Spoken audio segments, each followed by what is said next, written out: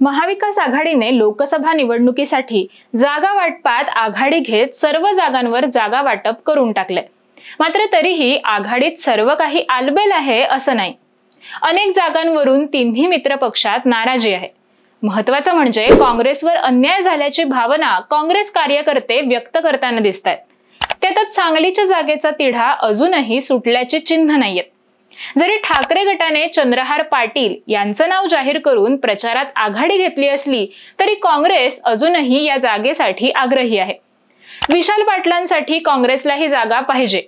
त्यातच विशाल पाटील यांचे बंधू प्रतीक पाटील यांनी आता वंचित बहुजन आघाडीचे अध्यक्ष प्रकाश आंबेडकर यांची भेट घेतल्यामुळे सांगलीच्या राजकारणामध्ये एकच खळबळ उडाली। त्यातच 2019 मध्ये वंचितने सांगलीच्या लढतीत कशी निर्णायक भूमिका बजावली होती हे सर्वांसमोर आहे। त्यामुळे यावेळी देखील वंचित सांगलीत असाच खेळ करणार का, जाणून घेऊया या व्हिडिओच्या माध्यमातून। नमस्कार, मी आकांक्षा आणि तुम्ही पाहत आहात इन्फोवारी। तर गेल्या अनेक महिन्यांपासून सांगली लोकसभेसाठी काँग्रेसच्या माध्यमातून तयारी करत असलेल्या विशाल पाटील यांना ठाकरे गटाच्या चंद्रहार पाटील यांच्या उमेदवारीने तगडा झटका बसलाय। हा फक्त व्यक्तिगत विशाल पाटील यांना झटका नसून वसंतदादा घराण्याच्या राजकीय अस्तित्वावर प्रश्नचिन्ह निर्माण झाले।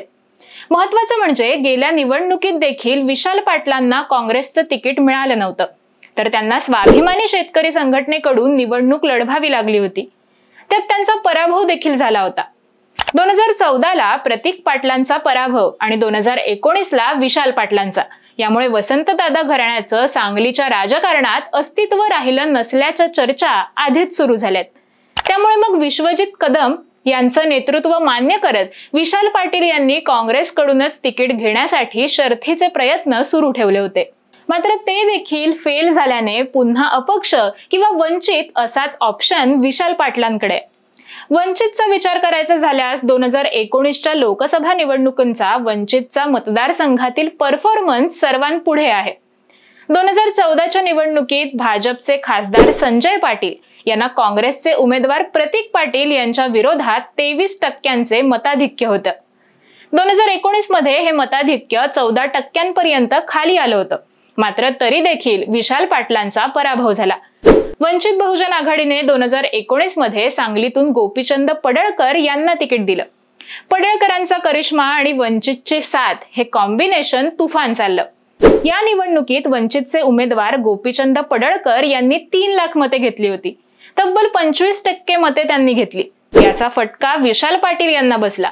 भाजपचे खासदार संजय काका पाटील यांनी 5,08,000 मते मिळवली, तर काँग्रेस, राष्ट्रवादी, स्वाभिमानी शेतकरी संघटनेचे उमेदवार विशाल पाटील यांना 3,44,000 मते मिळाली। 1.5 लाख मतांनी संजय काकांचा विजय झाला होता।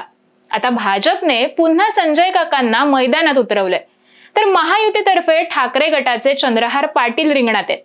अशा वेळी वंचितची उमेदवारी घेऊन 2019चा पॅटर्न रिपीट करणं विशाल पाटलांना शक्य आहे।